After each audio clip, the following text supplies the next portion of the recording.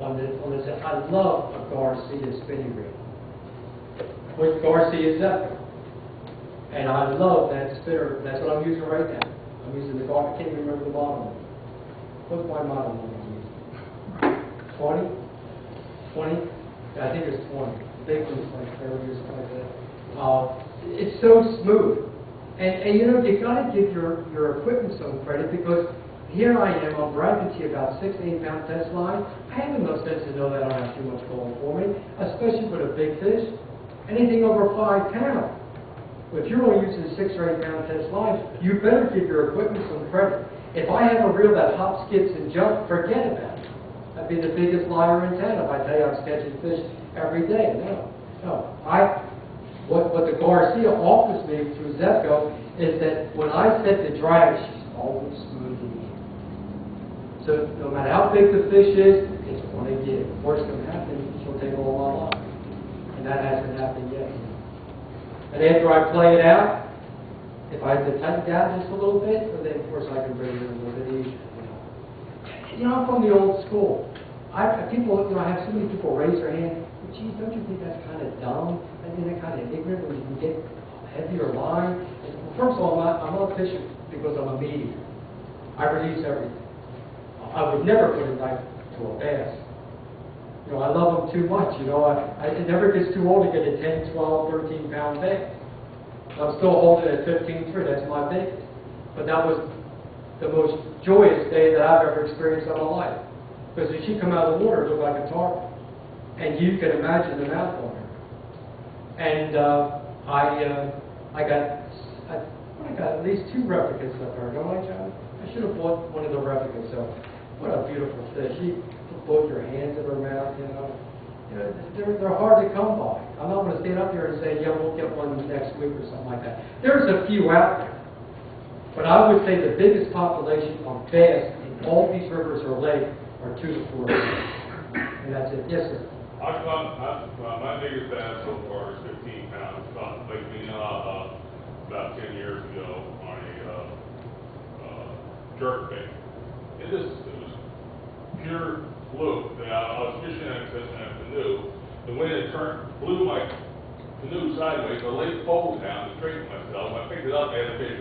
That was a big deal. And reeled it in, and Lord, humongous fish. There's such a big fish. So I took it ashore and had a friend of mine take a picture of it. We measured it. I did not want to kill this fish, but it was a big female breeder. Sure. So I measured it, and girth and length, because I knew you'd use that sure. table to figure it out. Mm-hmm. Now, I released her back in Lake Minnehaha, and that was 10 years ago. Maybe 20 pounds now, going to fish. Yeah, they did that long. A lot of people I've never, and to be honest with you, I don't know how long bass is. I don't know if it's a short lifespan or long, I really don't know. I emailed the fish biologist who came to fish, asked how long it took for that fish to grow that big. He said 12 to 14 years. And I know when I've talked to some of the officials, like you just did, they told me that a healthy bass can go 2.5 pounds the first year. And I don't know if that's true or not. I've worked with some of the stocking places where we put in the fingerling, and all of a sudden we catch a lot of fish, but they're not no 2.5 pounds. They're small, really. But I know it's from the stocking that we did. Now, some folks don't know, Lake Pocket is coming back. They've got about 200 acres of eelgrass growing in Lake Pocket. And they already had one tournament in there, and someone caught a 10-pound bass. Yeah, I heard about that. Yeah, I think it's safe to say that's the second largest lake in the state of Florida, right? Yes. Lake of Pocket. Yeah, the last time I was there, it goes back when I was a lot younger when we fished it professionally, before there was some big bass caught in that lake. And for some unknown reason, it went dead. I don't know if it was there a serious fish kill there or something? Years ago, pollution. Everybody used it for their it was a sewage treatment plant. I see. And all the stuff coming off the farm fields before you into the lake, so it polluted the lake real bad. Right. And but they someone figured out taking the eelgrass, plant and putting it into an old athletic sock, tying it, and then throwing it out there. And, that way they were able to establish beds of eelgrass in there to help filter the water. Right. But they have about 200 acres of eelgrass along the north shoreline now. You know, all the, get off the subject a little bit, all the talk shows that I do all over the country, I've never had anybody, because I usually ask, you know, what's the biggest fish you ever caught in the house here, the room today?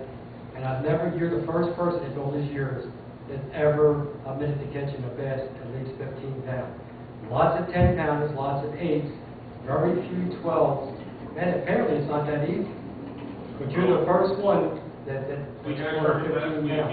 in Henderson, solid pocket. Yeah, that's where I fish at most of the One time. of the club members caught a 9.17 pound bass. So that's the second biggest bass he's ever caught. On my guide trip, just yesterday, I had this woman, she's from Germany, and she's in my fishing class. I don't know if you knew about my fishing class that I do with the Parks and Recreation once a month.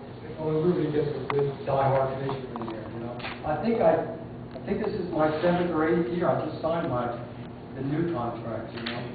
And but anyway, Susan's her first name, and really a good fisherman from Germany.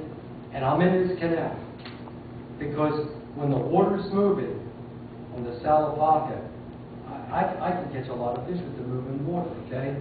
Well, I went in there and I got to the right side, you know, I get to one side, you know, as close as possible because there's not that much, you know, water there. Actually, it's only probably 30, 40 feet in some of these canals that I fished, if that. And we probably saw one of the biggest fish I've saw for a long time. He come right out the side of my boat, just like that. The fish was all the way out of the water, and just no exaggeration. I know it was over 24, 25 inches, probably around 28, 29. Right big head, had that mouth wide open. And she says, "Oh my gosh, look at the size of that. Looks like a tarpon, you know." And it's been a long time since I've seen a big fish come out of the water like that. I see yearlings all the time, thank God, because that means you got a good population in any body of water that you fish, okay? And we just wasn't fortunate enough to get a hit. I guess she was chasing something when this happened, you know? But it's been a long time since I've seen any kind of a fish. Never saw one that big come out right on the side of my boat. I mean, I could almost touch her, you know? But it keeps the blood perking, you know, and keeps you psyched up, you know, and you know there's something out there. Yes.